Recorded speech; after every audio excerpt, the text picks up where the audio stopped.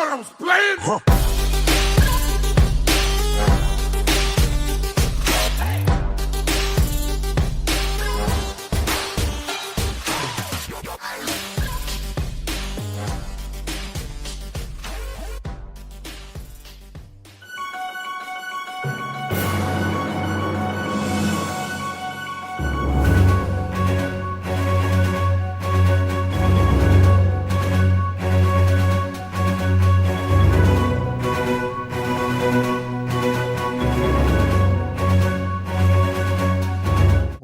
Welcome back to the iHealth channel, iHealth Radio. New day, new show, new guests.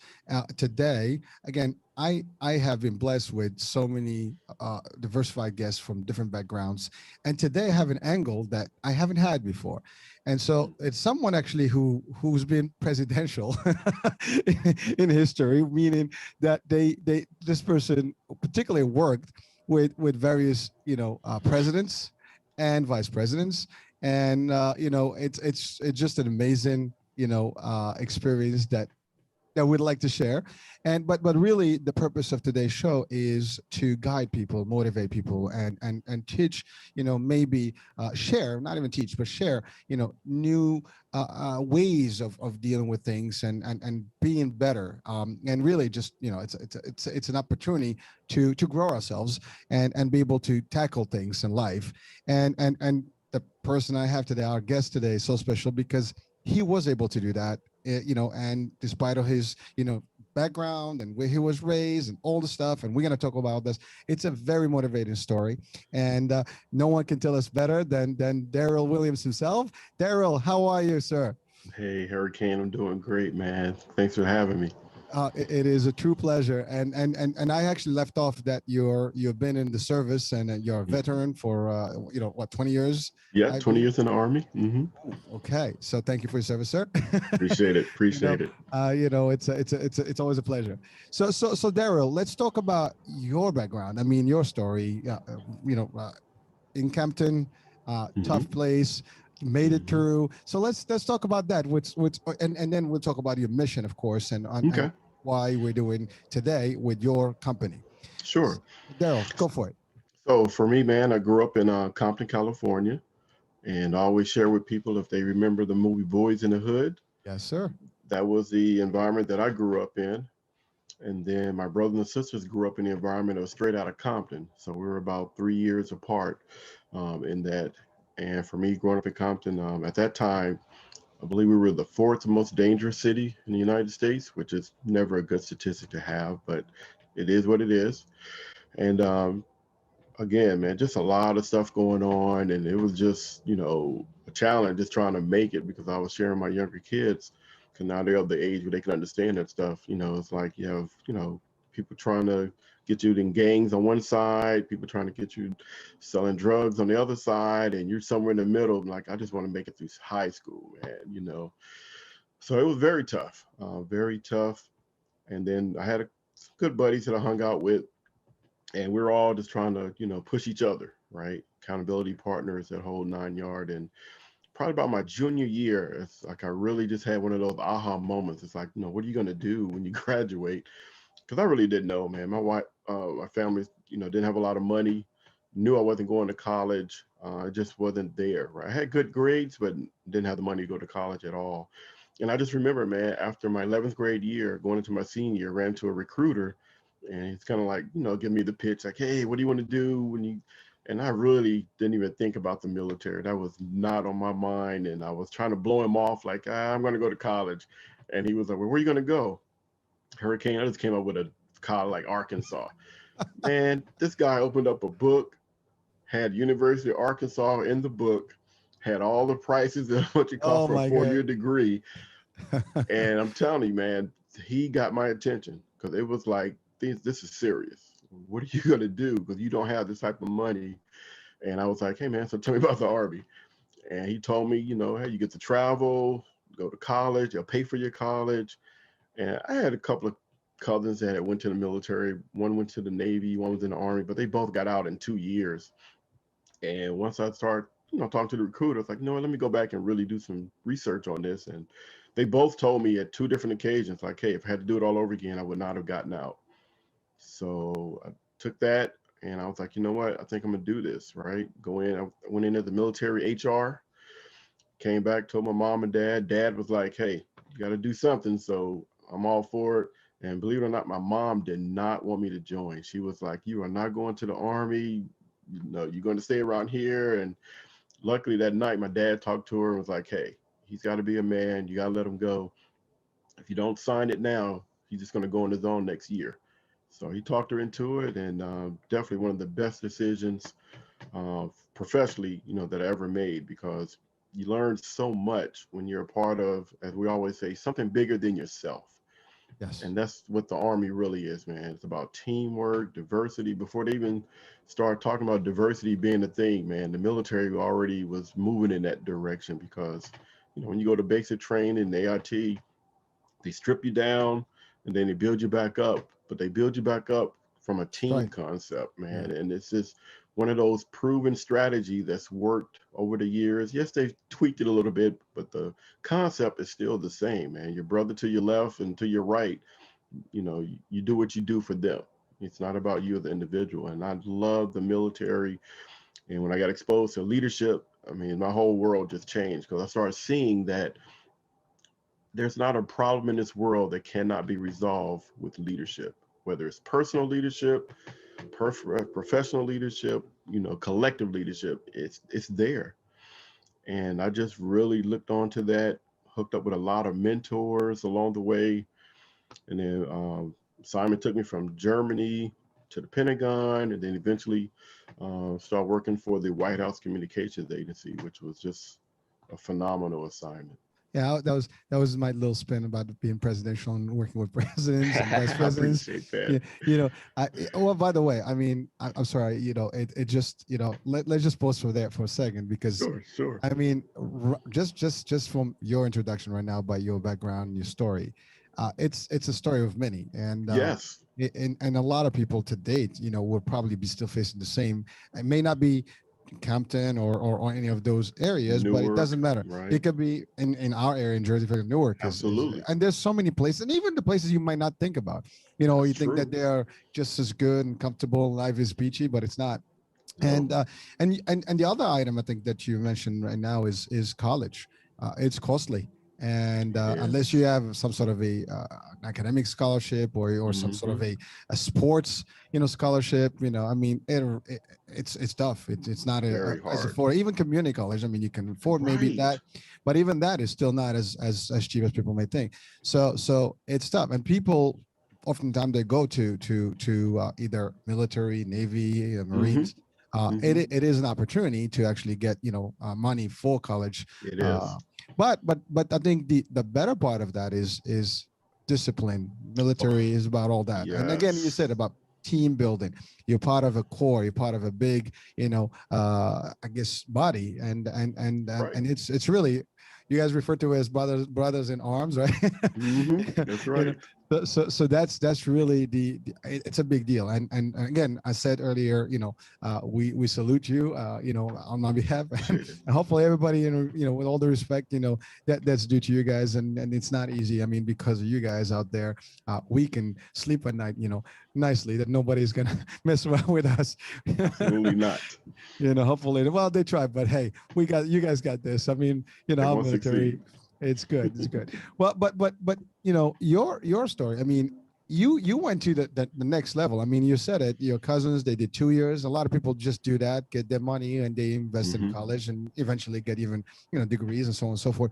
But you stayed in it. I mean, you really took it to the end. I mean, you became a military man all through and Mm-hmm. through, and Mm-hmm. and you did, and you retired, and that took you to a whole different angle in communications and I guess press type of thing, and not only just general stuff, but really in the White House, Yep. and that is a big experience. And again, think about this. I mean, the story of you being from Campton, Mm-hmm. and in the White House, I mean, that is a great, and it's funny because you're in DC right now. Right. so Right. how did that happen? How did it, just how do you even get into it? I mean, what led you to the White House, agency? Good. It's great question. So they have a recruiting team, and all they do is go through all the military bases, all the ships, right? All the Mm. different services, and they always are looking for the best of the best, right? And they were recruiting in DC. I was assigned to the Pentagon at that time, and they put out a flyer, like, hey, come on I think it was like a Friday, right? You can do interview, and I kid you not, Hurricane, me and a buddy put our name in there, and we really had no intention, didn't know what it was. We just wanted to be off on Friday. I kid you not. That's all we wanted. Like, man, if we go to this interview in the morning, we can be off for the rest of the day and start our weekend early. And went through, answered the questions, all the good stuff. And then my buddy didn't make it, but I did, and I was just shocked. Like, whoa, okay, what is this again? And what am I getting myself into? And when I got there, again, you have two jobs for the wireless communication act. You have your normal military job, like for me, I was military HR, but then you also have this cool job, which is your travel job. So, just recently, President Biden was overseas at the G7 summit, Yeah. right, or G8 summit. So, there's people that when they're in DC, they do their regular job supporting the military people. But then when we travel, we support the president, vice president, first lady, Secret Service, and the staff, right? And for me, since my background was HR, it was a little bit closer to more of a leadership role, right? Because if you're a technician, then you're going to do technical jobs. And then if Right. you're non-technical, they have non-technical jobs. So for me, probably heard the term first sergeant, right? Person that's kind of in charge of a lot of stuff. So I was like a first sergeant on the road. And it was just phenomenal, man, because, this is, back in the day when, one person paid for everybody's rental cars and different rooms and, do all the logistics, right? Like, how do you get a team, right, from DC to anywhere in the world, right? You're that point guy. So if we're going overseas, I got to reach out to the embassy. I have to set up, trucks to offload all this crazy equipment that we bring in. And for me, what you'll find out, and just like in any other type of competition, when you're around the best, like, you don't want to be the slacker guy. You don't want to be the one that doesn't do their part. So basically, you start building on each other and you start pushing each other, and you don't realize how good you can be, until you're around other people that push you. And, it's always like a challenge. Like, okay, the last trip was good, but nobody cares about the last trip anymore. Now it's about the next trip. How do you bring the team in there effectively? How do you take care of all the roadblocks so they can do what they need to do? Because ultimately, the president's going to show up, or the vice president, and if that communication isn't working, I always tell people it's one of the most pressure jobs in the world, because everybody knows when you make a mistake. Just one of those things. But and you're in that type of environment, you end up thriving on it, and the way you thrive on it is because of the leadership. Hurricane, we had some great leaders there. Because leadership can come in different roles. You can have the micromanagers, you can have people that's a little bit too soft, but when you get the leader that has that right balance, right? They know when to push you, they know when not to push you, they know when to encourage you, they know when to kick you in the butt. I mean, it's just a great thing because everybody around you benefits from that. So again, for me, just going to these different places and wanting to take care of the team and using those skills that you bring from the military, but then adding those new skills that you learn from all the other different services, because everybody does it a little bit different. But one thing about leadership, you always can use anything that comes from someone that's really exuding that type of confidence. Well, listen, we're going to talk more in depth in terms of leadership right now, but I Sure. just wanted to ask, so you did this from the time of, as you mentioned to me earlier, Bush Senior, President Bush Senior, the Clinton administration, and I think you were also in after that. I mean, you were in almost 3 administrations, right? Yes. Yeah. Yes. Wow. And you also, I believe you've traveled on Air Force Two, I think, or That was my last part of the career. Yes. yeah, that's pretty cool. It was. It was. That's an experience. I It mean, was. wow. And it's a lot of logistics. I mean, you said it. Yes. This is not, I mean, it's funny because we're watching the news, we see all that stuff that's in front of the cameras, but it's got to take a lot more work to get all that stuff ready, set. I mean, with all security measures, also international things that you have to organize. You said the embassy, Secret Service, all these, the intelligence. I mean, it's got to be a nightmare, a nightmare in logistical, preparation here. So, but you know what? You did it, and you did it with success, and you took that on the road to now share it with people. And so thus you started your own company. I believe you and your wife, right? Yes. And it's Alliance Seminars, Yes. and you guys tell us about that first of all. Like, what is Sure. that exactly do as a company? Sure. So for Alliance Seminars Coaching, one of the things I did, man, you get so much training in the military, and you find out the training that we received on a regular, right? I mean, when you go outside military, some people look at that as it's like you can do a career just on some of the training that we did. So for me, again, part of being in the military, you always have to this thing of, you're always giving back. Even when you retire, they always tell you, you never retire, you just have a new mission.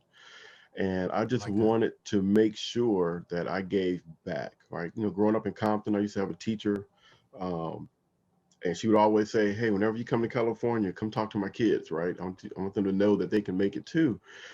And when I got ready to retire, I thought I was going to go back to California, but I ended up staying in the DC area. So I had to change my focus. Like, okay, I'm out, right? I always said I was going to give back, so I want to be this motivational speaker. But specifically, I wanted to reach the kids, man. I want to go to the inner cities, places where they're not getting stars, right? They're not Mhm. getting a whole lot of athletes. And I just wanted them to know that, somebody that looks like them, came from the same background as them, can achieve. So, I did the military training, and then I started looking at other certifications that were out there. And then I saw one of my mentors became a life coach. And I was like, why are you doing a life coach? You already have this and that. And once he kind of told me, what that opened up for him to do, I was like, oh man, I got to get that. But at that time, instead of just me going to talk to my wife, because the military spouse, man, they support you so much. They're like that backbone. And one of the things I said when I got out was I wanted to do something with her. And I just That's thought, beautiful. man, it was, man, because I was like, man, how can I really show her, like, no, 20 years, I appreciate you, right? And it was like she had a passion for young girls and helping women. I had a passion for helping men and young men. So I was like, hey, let's see if we can put this together. And that's how we started Alliance Seminars Coaching. And we started off really helping out churches in the community. And it was so funny. I always tell people in the military, one thing about it, the Army, the Navy, Air Force, Marines, and the Coast Guard, we all have our little roles. Nobody crosses and does the other person's job, but we work together. And I always thought collaboration was an amazing thing. So one of the things I did, I would get with other leaders that work with youth. It's like, hey, what are you doing? What's some of your success stories? Right? What do you need help with?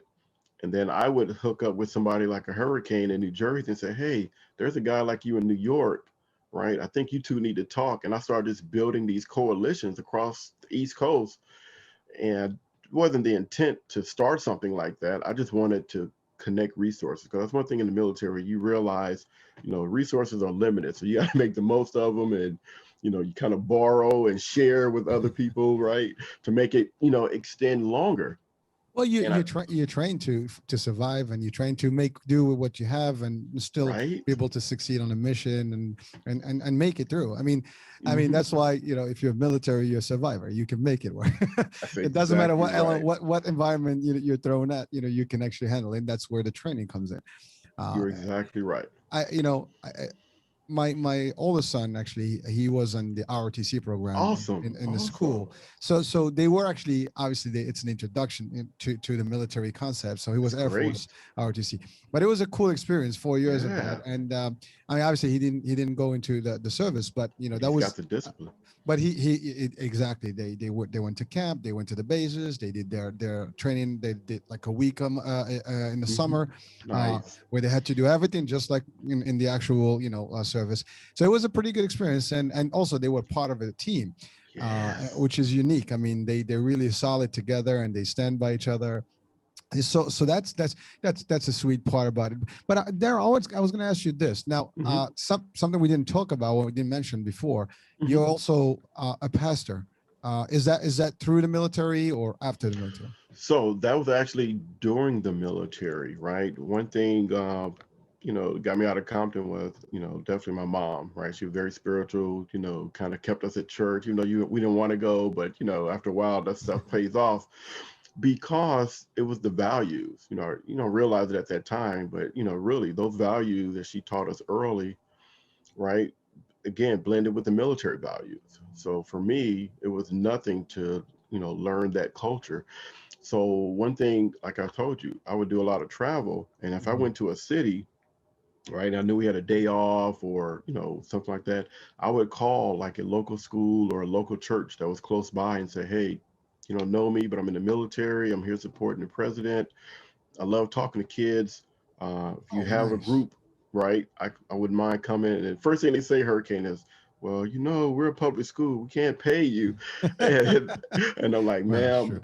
that's why I do what I do. I do not need the money. I'm in the military. This is my way of giving back and paying it forward. So for me, when I was doing that, I was a youth worker. Right. So when I didn't travel, I came back home, but I still work with the local church. Then after a while, man, I just started finding another niche, right? I was bringing that military training and discipline and stuff and bringing it back to the kids. And one of my mentors like, man, you really have this gift for working with kids. You ever thought about being a youth minister? And I'm like, no.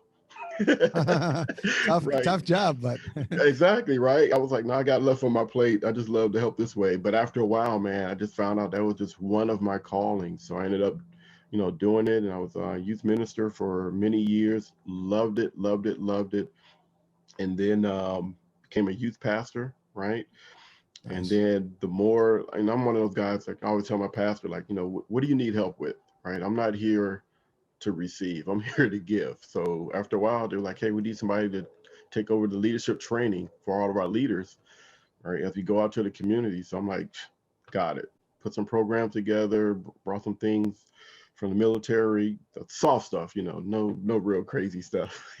And just started putting teams together, man. And then one thing would happen.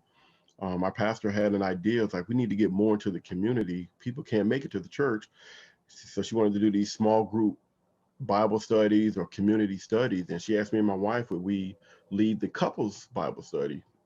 And a little hesitant at first, like, I'm not trying to put my business out there like that. But it was a need, man. It really was a need. So my wife and I said yes, did some research, and we didn't just go through the Bible. We actually found some great books that are out there about relationships and marriage. And we just ran this thing, man. We didn't even realize it until we look back, like 7 years of couples Bible study. And it was just phenomenal, man. I mean, when you see relationships, I always tell people, like, when we first started, people would sit next to each other, but they weren't together, right? It was like, okay, Hurricane, tell my husband what he needs to do, right? And then they were telling my wife, like, tell him, what she needs to do for me. And it was like, no, this is about self. You can't change another person. All you can do is change yourself. And, just from doing that study and going back and forth and bringing in some real issues, I can honestly say, man, every couple that was there, they grew, right? And it was one of those things that from there I ended up accepting my pastoral role as an associate pastor. But again, everything I do is all about leadership and relationships. So right now at the church, I'm over all married couples. So anybody that's going to get married at our church, right? My wife and I do the 8 sessions. And anybody that's already married and they have what my wife called hiccups, right? They come to us and we walk them through, that journey of, okay, how do we get you guys back on track for a healthy marriage? Well, listen, I mean, for what I'm hearing here, and our listener viewers right now, I mean, they can just really admire all these services that you've been providing, through your knowledge and your wife's efforts as well here. I mean, you guys are a tag team here. Like, Yes. that's why this show is called Double Impact. There you go. There So you go. you really caused a double impact in the communities, and you've brought back some of the skills you've learned over the years. And it's these are powerful skills. I mean, whether it's the religious aspect of it or like the faith part, because that's important, but also the military, the discipline, Mhm. and ultimately the leadership piece, right? Because Yes. all these things that you're talking about, you are taking a leader role. I mean, you're leading, you're making it happen. Nobody's telling you to do it, you're doing it. So you Mhm. see a need and you take action. Yes. I think that's the first trait that I think personally I see as a true leader. They don't Yes. wait, they just do. You're right. You search, you research, you have an idea, you work through it, and you make it work. That's it. As the first thing, and then you start motivating other people to be good and do better. That's right. So that this is a perfect segue to really diving into the leadership, right? Mhm. Now your definition of leadership, Darrell, what is Right. it in just a nutshell, based on your tremendous experience here? Man, to me, it's simple as this, right? Leadership is just the process of influencing others by providing motivation, direction, and purpose to achieve a common goal. I think you have to patent that or something. Copyright it, do something to it, make it a trademark. I don't know. That's pretty powerful. Again, if I'm not, I'm assuming that's yours. That's your definition, and it's pretty powerful, man. I think I put in a meme, send it out there so people can see as a signature.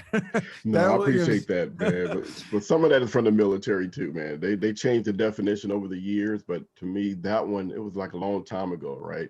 But to me, that one always stuck with me, Hurricane, because if you think about that process of influencing others, right? Providing motivation, direction, purpose to accomplish a common goal.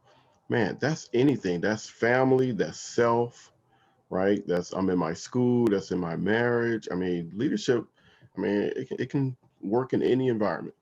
Well, it's true because I mean, I did one time a show about leadership, and in my Hmm. world, I mean, I train also, you know, in the insurance and sales world, That's and good. and frankly, you're right. I mean, I do this test with people when we're talking about leadership. I always ask the question, do you consider yourself a leader? And people are like, I don't know.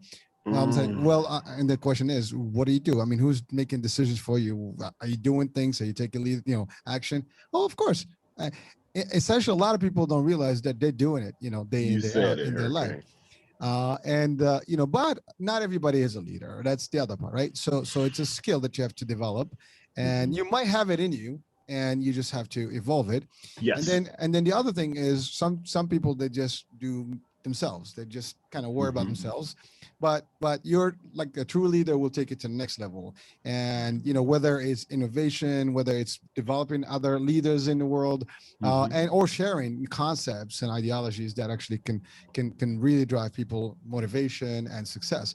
And in your case, because of the background, because you've seen it, you owe it, like you feel that you want to give it back to the community, and you did. Yes.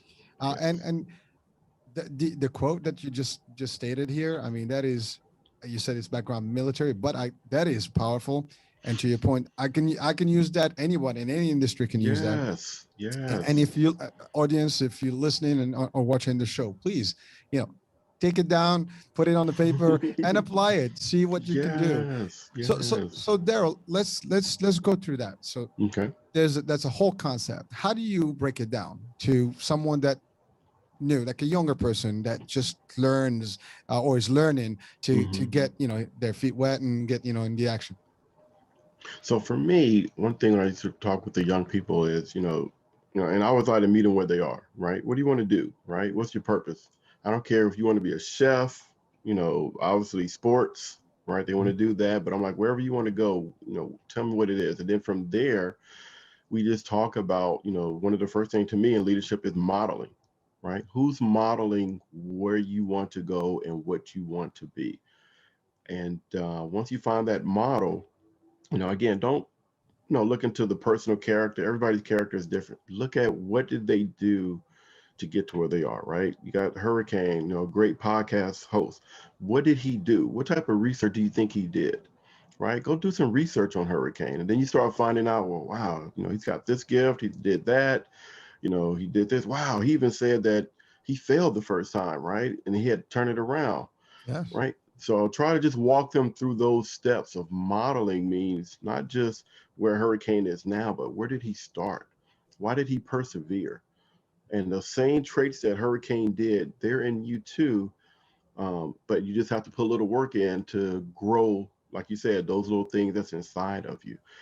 And just again, just trying to let them know that the modeling can be from anywhere, right? Your teachers, your coach, anybody that just has that interest in you, right? You want to, learn from them. And then from there, again, is find out, what are you good at? And, some kids are like, well, I'm not really good at it. Like, no, no, everybody's good at something, right? So, It's fact. It's just a matter right? of identifying what that is. Mm-hmm. You Mm-hmm. know, it's a skill that everyone has some sort of a skill, They do. and they have to They explore it. do. Sometimes they don't, and that's the problem. Exactly. So my thing is we walk through that and again, just simple stuff, man. Not trying to be all over their head. It's like, man, what are you good at? Well, I'm good at math. Man, do you know you can be a tutor? Do you know that a tutor is a leader? Like, no, not really. I'm like, no, it is, man, because I'm terrible at math. I need somebody to help me in math. And without a tutor, I wouldn't have made it. Right. So just showing them that they have value. And then you start talking about, from that one little thing that you have, if you start nurturing that thing, who knows? You may grow up and maybe you won't play sports, but maybe you'll be an agent, right? You help other people manage their money. So just showing them like this one little thing can branch off into who knows what, but then you have to match, which is the next tool, which is your passion, right? What is your passion, right? Because that's going to drive your future. Well, there, you mentioned a few big topics there, and one of them being is like, the not knowing or not sure. Hmm. And I think the fear is a factor because people Yes. they're not, sometimes they doubt themselves, and or they're So not true. sure, or they're afraid that no one's going to listen, or no one's going Yes. to take them serious, and or they're just going to fail. And I think anyone that does leadership training or motivational, type of or inspirational speaking, all those things, you would know that failure is part of life. Yes. Don't we shouldn't be fearing anything. There's nothing that's going to happen that's bad, and the worst case is that you're just going to have to do it again and do it different or better, and that's it. You talked Hmm. about modeling, finding some other role models, some other, Yes. folks to look up to. uh, Yes. there's plenty of those examples and samples around us from history to Hmm. today. I mean, modern age, Right. and in all cultures, all religions, Every culture. That's you can exactly look at, right. folks, and just, hey, well, they're doing it. There's something, and then you just start looking at what's not working, and or maybe you have to learn things to get you there, and then ultimately now you want to become that person that other people want to follow, and do Yes. exactly like you, or at least follow your footsteps. And I think, I mean, that's just how I see it personally. You're But right. um, so what are some of the, I guess, the pushbacks you hear, when you start, kind of coaching, the youth these days? Yeah. So some of the pushback is, nobody in my family ever did it before. Um, I'm the youngest. If they're the oldest, I didn't really have a true role model. I don't know my dad, right? Mhm. And I'd say, hey, I get all of that. And all those are factors of life. I said, but man, but what if you use those factors and then you use those as, this rally point? Like, because I didn't know my father, right? I'm going to do this. Because nobody else in my family went to college, I'm going to try to do this, right? Trying to use those challenges in life to be that motivating fire, right? To get them going. Mhm. And then I'm a big movie guy, Hurricane, right? So my wife, she hates going to the movies with me sometimes because instead of just enjoying the movie, I'm always looking for like, what's that leadership message? What's that motivational message? Well, hold on, there. It's funny you said that. I actually use movies for training, so I Yes. hear you, bro. I sit down in the movie. I'm looking at like, what was the decision here? What kind of decision skills are there? Who's the leader? Yes. How would I behave if that was me in that situation? And the best movies are like war movies, like disaster movies, because those are the Hmm. ones where there's things happening and people just highlight themselves as leaders. I don't know. And then you have the challenger, like, who made you a leader? That's right. That's right. So I do exactly the same thing. So you know what? Don't feel bad, dude. I appreciate that. So one thing I try to do, man, is whatever's popular, right? I'll try to pick those leadership lessons. So obviously Marvel Comics is huge, right? I love that. So, I'll find, not just a superhero story, but what's that leadership story inside of there, right? Mhm. And I just go to the kids and it's like, hey, what did you notice about that? And they'll tell me their highlights, right? And then I just go deeper, like, man, out of all those superheroes, why did when he got to the end in the big battle, why did they all start taking, right, the cue from Captain America? Like, what is that? He didn't just say, God, listen to me, or they didn't Mhm. vote. I don't remember them ever voting that they would listen to him, No. right? And I just tell them that, sometimes leadership just evolves. And I just tell them that they can be that even in their families. If you're not, nobody else has graduated, and guess what? You can be the first, and that automatically puts you in a position of authority and a position of leadership, because now your younger nephew, your younger brother are going to say, well, wait a minute, my big brother Hurricane did this. Maybe I can do it too. So again, just taking those disbeliefs that they have and trying to flip them in a way that can serve as a motivational starting point. Well, there, it's funny because as you mentioned all these stories, there's a couple of things you just mentioned here that's the keynotes here that we need to address. One of them is as an example. So you're talking movies. So I don't know if you watched Battleship. Yes. Yeah. So that's a very, I mean, I'm keeping him in the Navy military environment here, but really, but if you think about the character, right? He was this rebellious, guy. He got into, the Navy, but he was totally like off, but he was crazy. But everybody looked up to him eventually as the leader, and he had to step up his game and do it, right? And he did. And you mentioned Captain America, for example, just taking the lead and people are found. But in real life, that's exactly what happens. Yes. Most of the people are waiting for who is that Captain America. Like you're in the crowd, something's happened, and someone all of a sudden starts talking, and everybody's listening to them. That's right. Because no one is willing to actually take that leap of like, I'm gonna take a lead and just make it. People are not really, for the most part, they're afraid to make decisions. Sure. And I think that's one of the key elements in terms of leadership is you have to be able to make a decision. Sometimes decisions are wrong, and it's okay. And people actually get hurt sometimes. But at the time, you use the best knowledge you have and elements you have, and you make the best decision at the point, and you can adjust it. Absolutely. But you get into a crowd of like 20, 30 people, something happens, and everybody's looking like someone to take the first step. Even I mean, like, it doesn't matter. You're in a store and someone is waiting to make that first initiative. Everybody's like always looking for that. Who's going to make, and then everybody follows. It's amazing how that plays, right? It is so true. And I tell everybody, I challenge, anybody, case study, right? Some of the schools out now, but when school starts back up, just drive by a playground. I don't care if it's just the little kids. Watch. There's always one on the playground that, watch me, I'm going to jump. I'm not going to slide. I'm going to jump off the slide, right? I'm going to do what you're not supposed to do. And when that first kid jumps off the slide, everybody, it's like, oh my gosh, man, I got to do what a Hurricane is doing. He jumped off the slide today.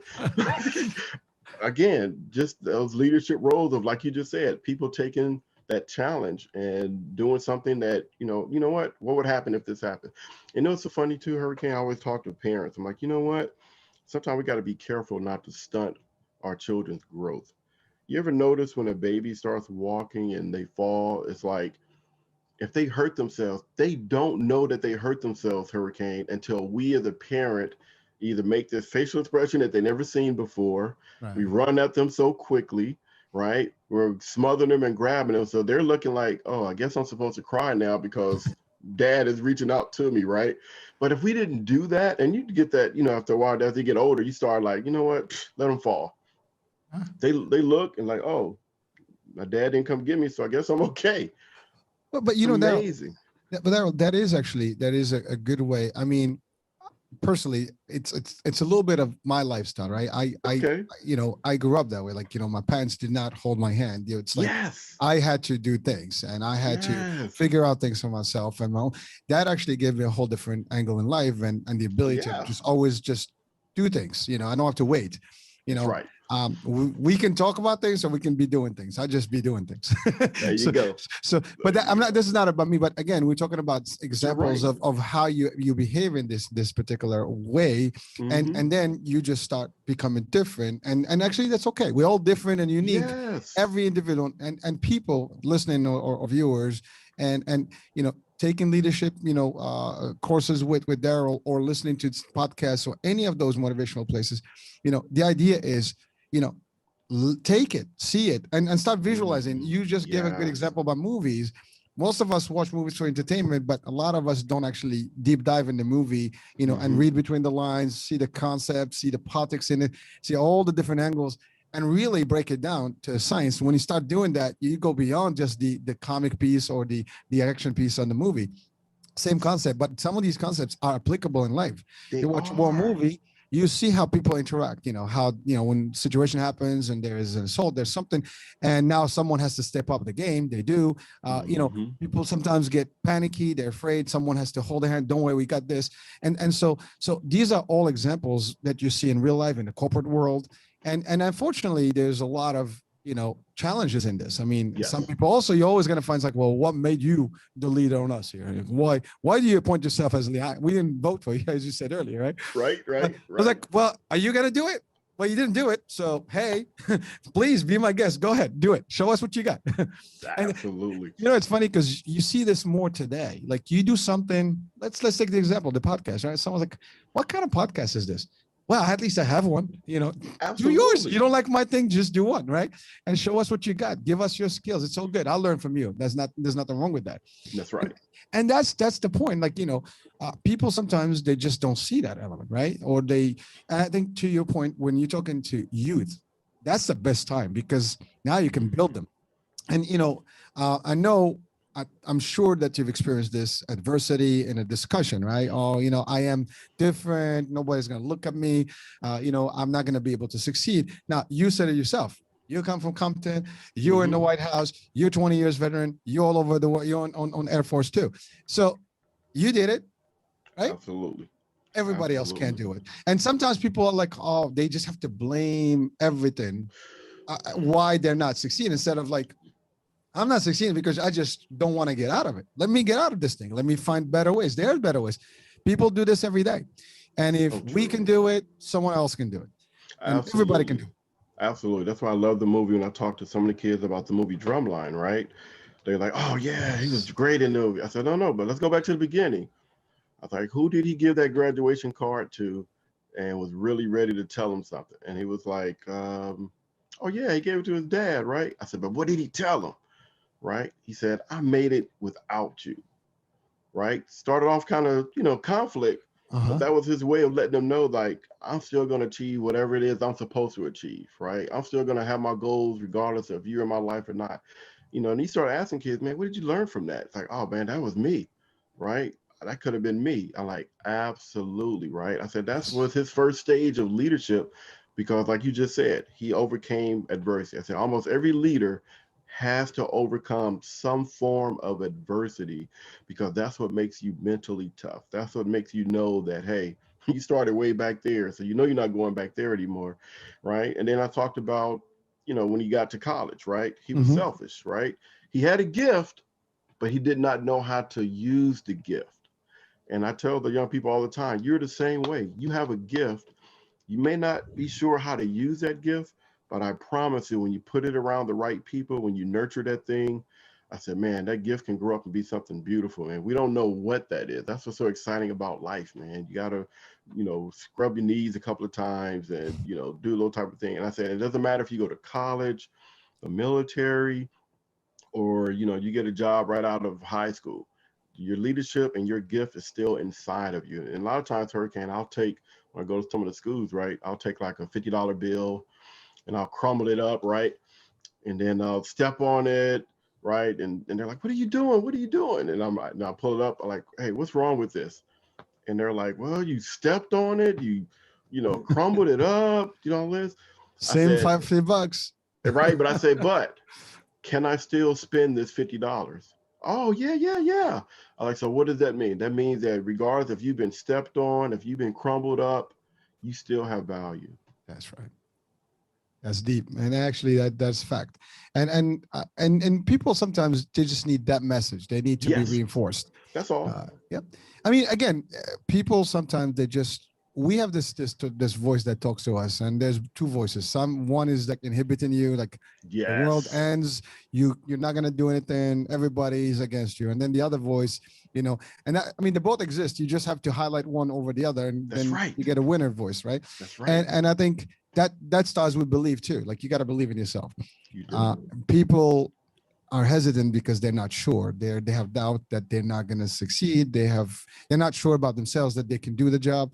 You do talking in front of people. You do these things, right? You stand up, you do it. I mean, first time might be a little bit off, second time, and the third time, fourth time, forget about it. Now you own the place.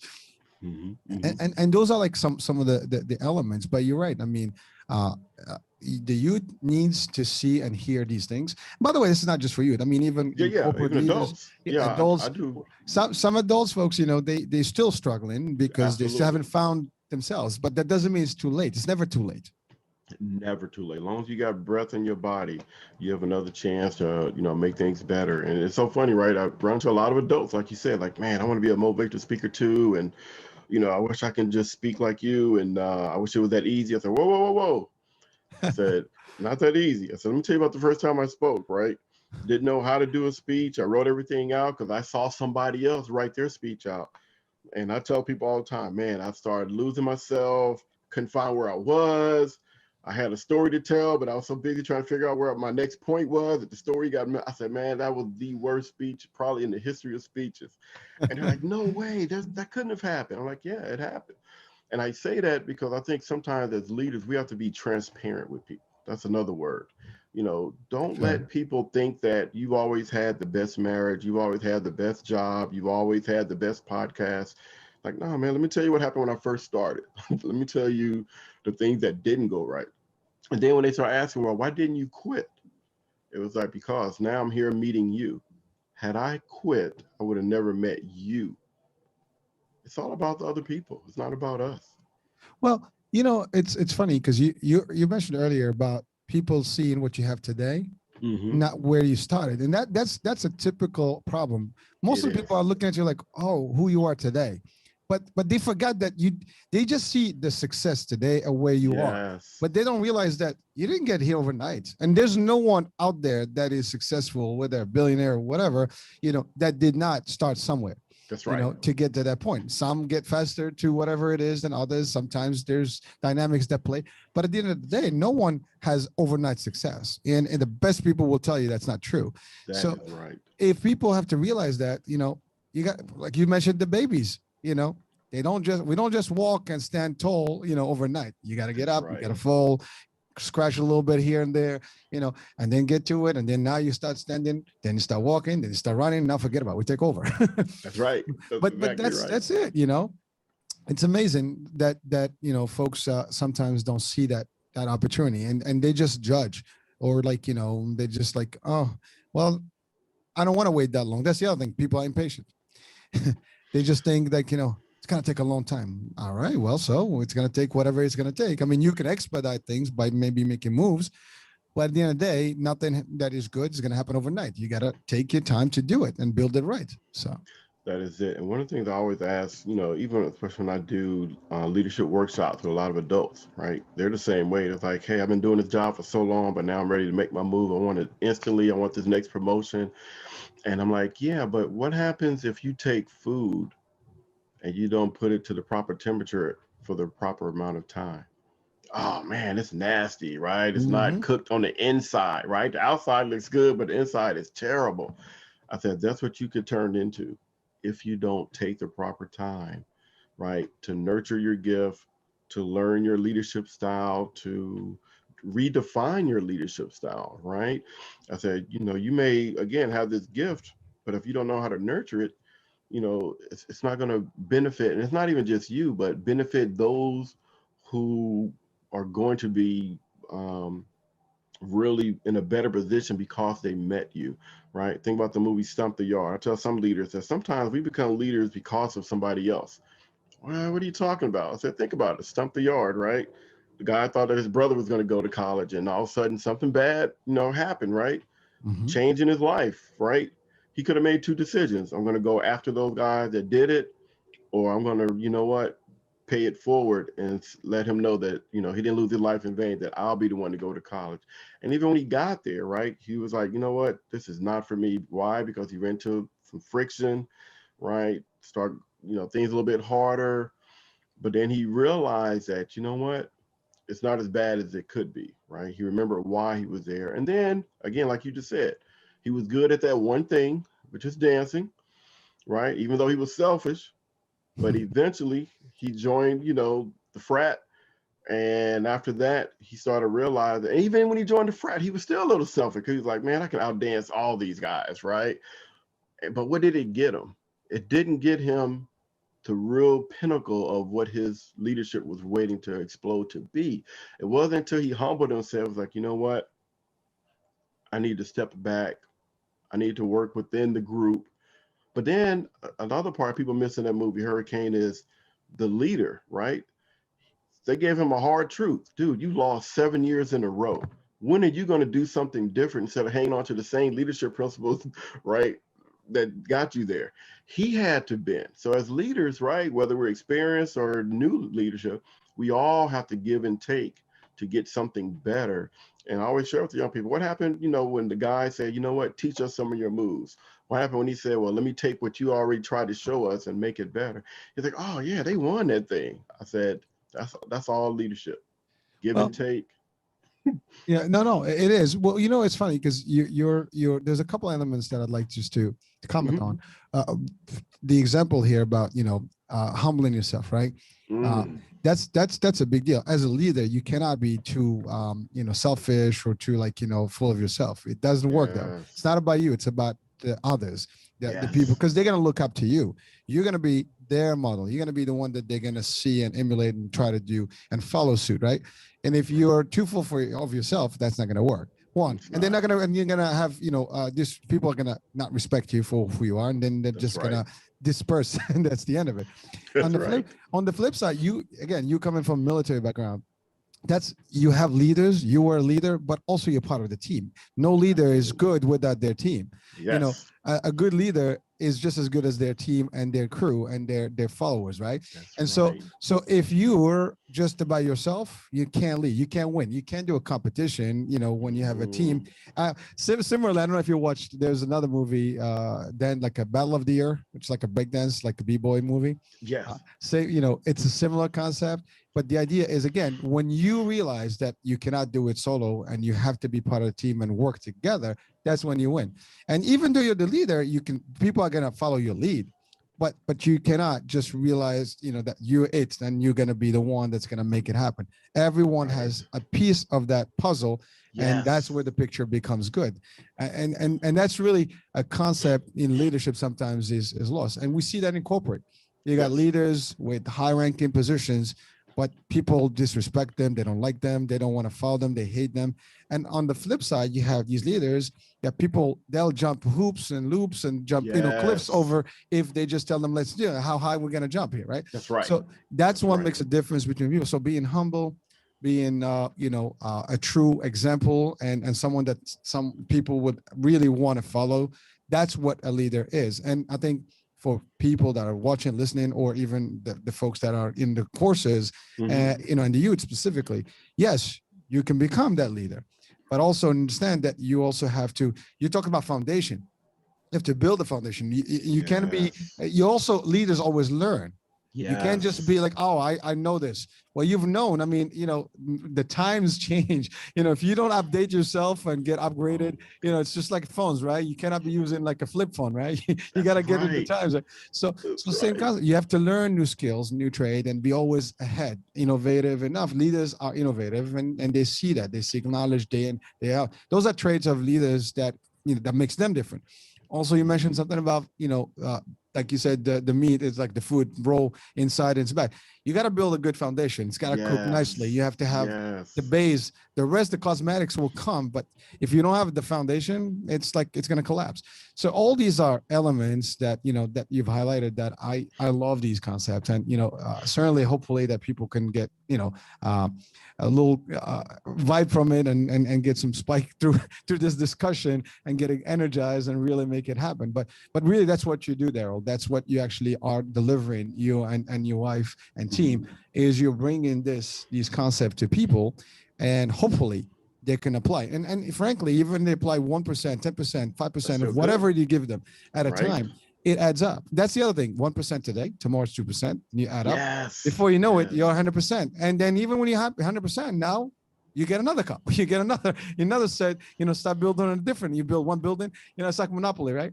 You That's buy it. one property, now you buy two, you buy three, you buy four, now you buy a hotel, whatever. I don't know for people that ever play Monopoly. Right. Right. It's been a Right. minute, Right. but maybe I said it wrong. But No, but you're right though, and again, the biggest thing I love what you're saying, Hurricane. Leadership can come in different ways. It can come in different packages, and a lot of things, like you said, when we work with a lot of couples, right? I'm working with a lot of men, and sometimes men feel like they get the raw deal. They get bashed a lot. That's why a lot of men don't want to go to counseling. They're like, no, all they're gonna do is just point the finger at me, right? I'm like, well, let's not do counseling. Let's do coaching. right? And they're like, oh yeah, coaching, yeah, that sounds like a sports term. Yeah, I'll do relationship coaching, but I'm not doing relationship counseling, right? So once they come and we start, Tomatoes, right? exactly, right, and we start talking about those questions, and again being transparent. And sometimes you realize, like you just said, that foundation, like, man, I never knew how to be a husband, I never knew how to be a father. It's like, that's okay, man, because the good news is, after today, now you're going to move forward in a new direction, and we're going to put some strategies together. We're going to find out, what's your best way of learning, right? You like movies, you like music, right? You like sports, because however you like to learn, I'm going to give it to you that way, because I know that you'll own it. And once we start talking those strategies, and like you said, Herc, tell anybody like, hey, start doing this or doing that.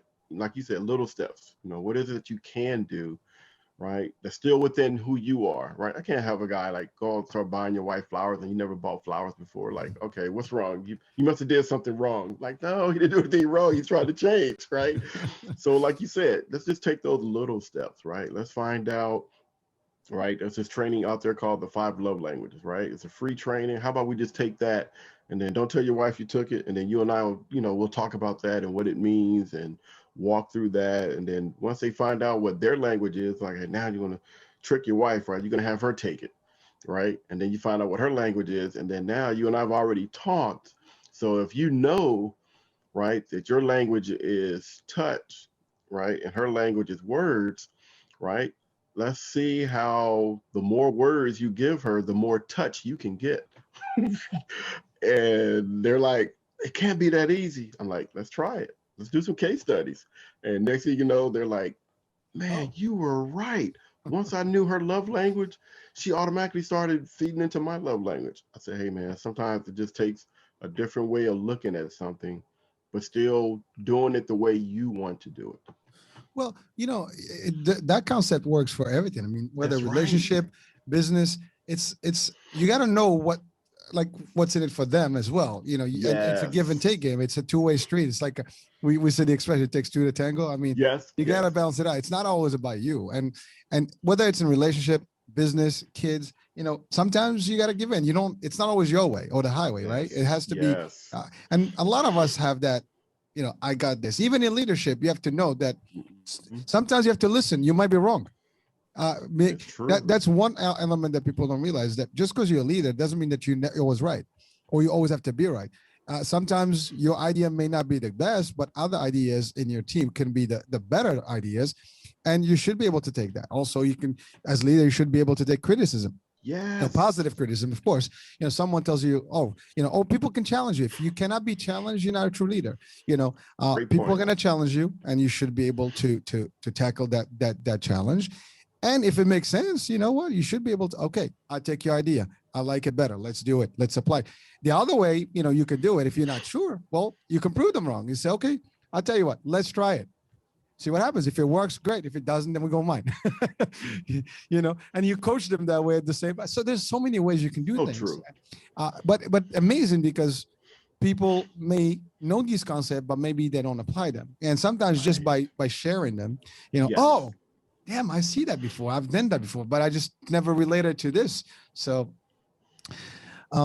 Darrell, in your company or the alliance, Mhm. the seminars. So Mhm. what are the different types of seminars that you have available? So the biggest thing we do through Alliance Seminars coaching is, like I said, man, we're just trying to meet people's needs, right? So my wife, she does women's empowerment, relationships, Nice. and purpose, right? Because there's a lot of people, adults, they're like, man, I don't know what I'm on this earth for, right? And she walks them, particularly the young ladies and women, she walks them through those steps, I have a couple of assessments to find out, what are they good at? And then from there, how do we match that gift with that passion, with that purpose? And then for me, the service I provide is leadership, relationships, and then I also provide speaking, right? So I'll go, wherever. It's so funny. I just remember places like, man, we don't have a lot of money. I know you work at the White House. You probably used to big honorariums, and I'm like, hey, don't worry about that. Just tell me, what is it that you want the audience to walk away with. That's my job. Don't worry about that, because, like you said, whether it's a school, whether it's a business, right? If I can help motivate your employees, And guess what? It's going to create a better culture. We create a better culture, right? You're going to have less employees leaving your company, going to the, the competition. Because like you just said, people aren't going to work for a bad leader for so long. And you think like, well, Darrell hasn't left yet, so I must be doing something right. No, Darrell's just waiting on that job to come through from that second interview because he knows that I'm not going to leave a job until I find a job. Well, it is well known that people don't leave, jobs; they leave bad leaders. Uh, Absolutely. and that is just true fact, and people don't realize it. And sometimes when you're given a position of authority, you have to ask yourself, am I a leader? I'm just a boss. Mm, And that's a whole different discussion. Of course, we great can have question. hours of that, but because you can have the title, that doesn't mean that makes you actually a true leader. There's a lot of people in Right. positions that don't know how to lead, but they think that they lead, and that's the other part.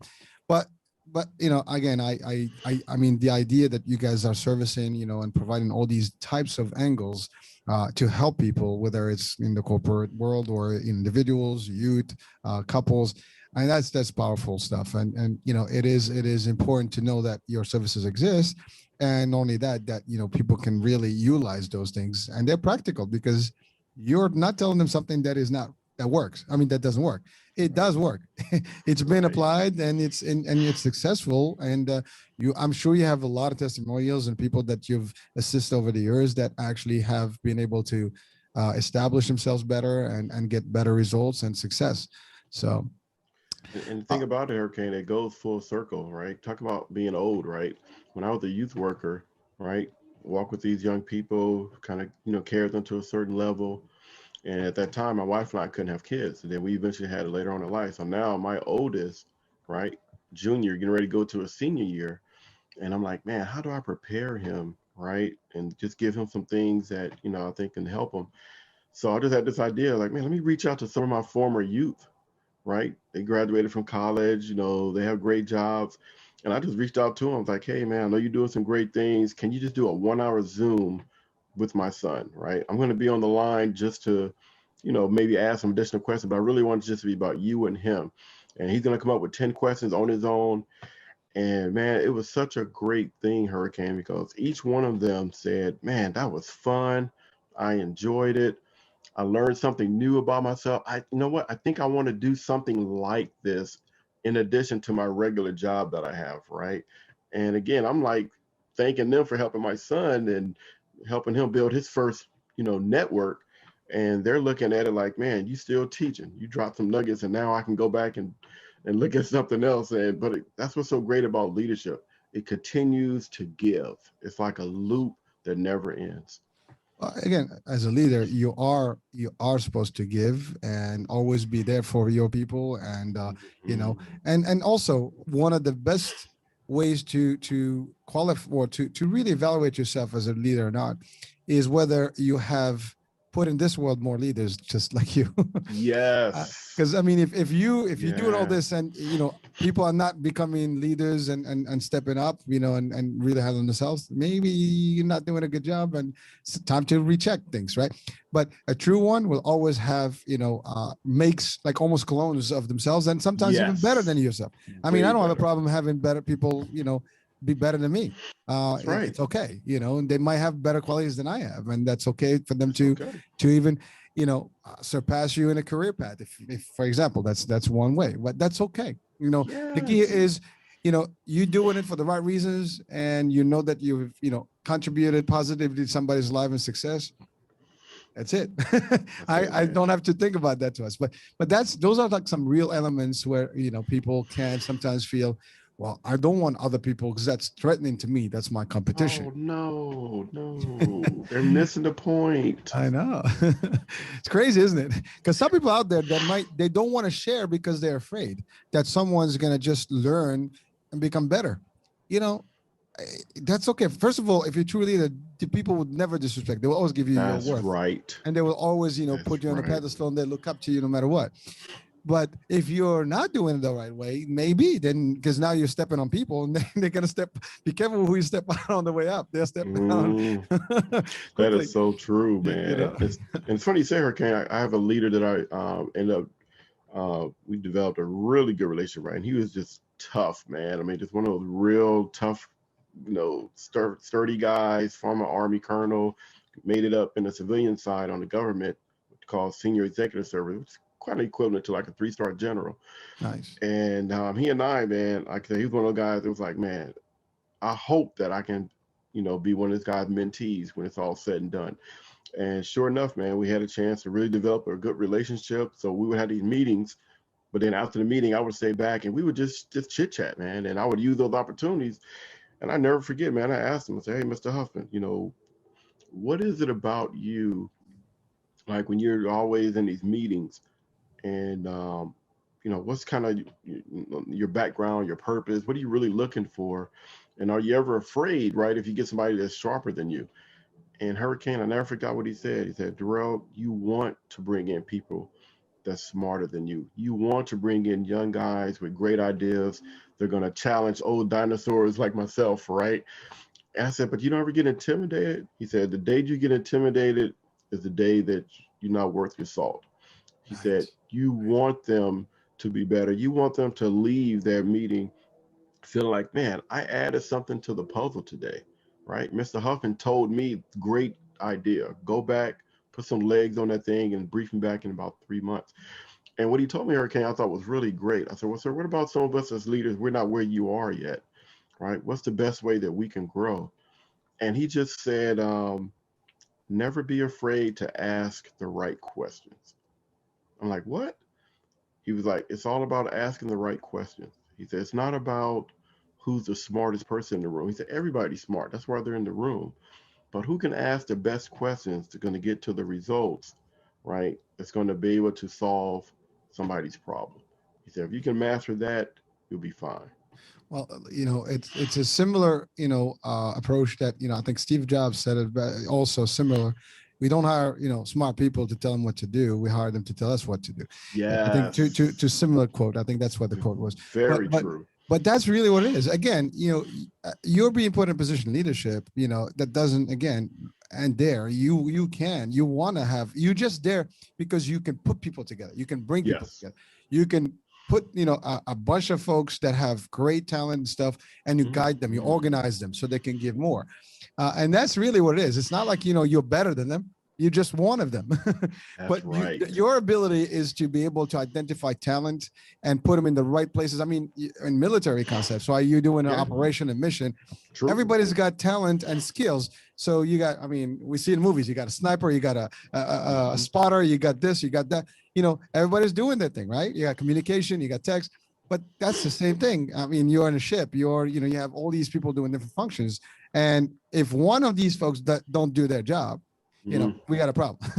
That is so true. So that's really the concept, but that's really what leadership is about. Right? It's more of a concept that is global. I mean, there's so many pieces to it, and it's not just one angle. It's all of the above, and it's not about one person. It's about everybody that works together.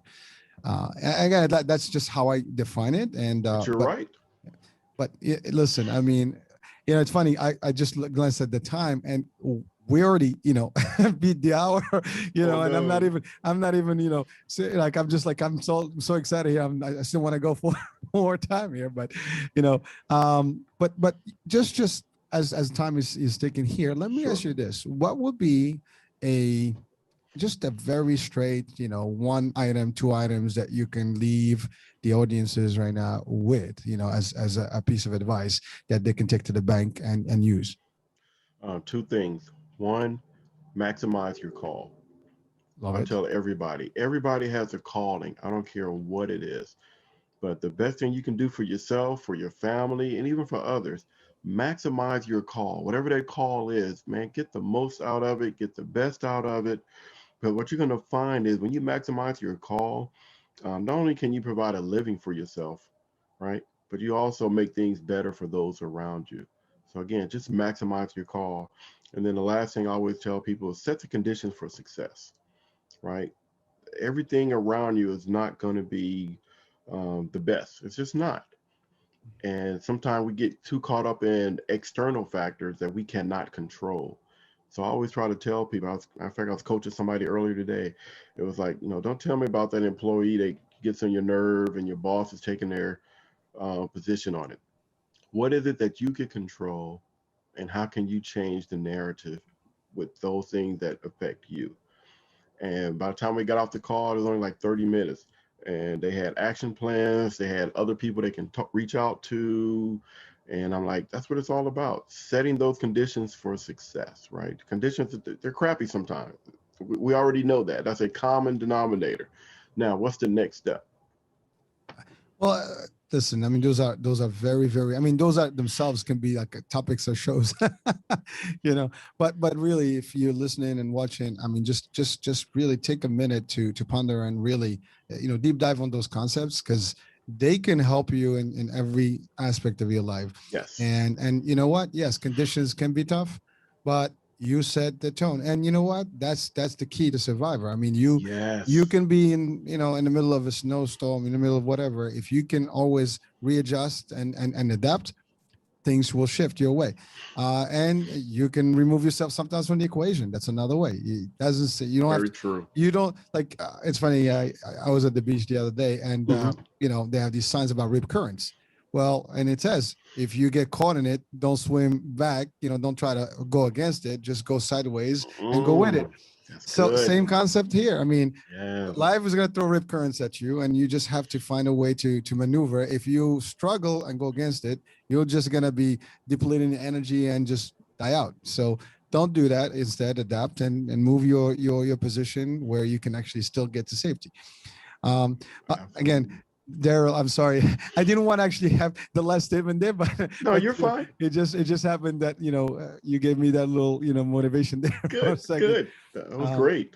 So Darrell, your site is like the information for people to reach out to you. Can they just go online and pretty much register, or?